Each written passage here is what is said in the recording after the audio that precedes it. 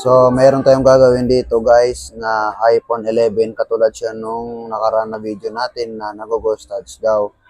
iPhone 11. So, hindi natin ma-interview yung may-ari dahil may nilakad po sila, bumaba po sila.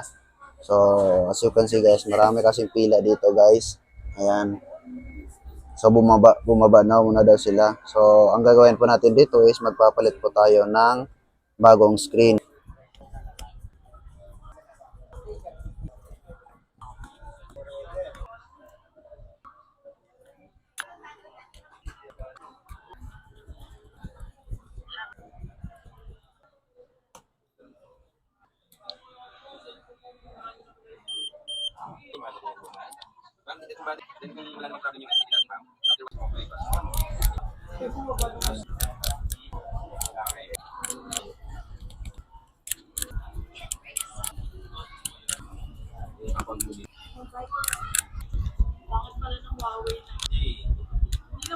So, ayun nga, okay na po yung sa iPhone 11.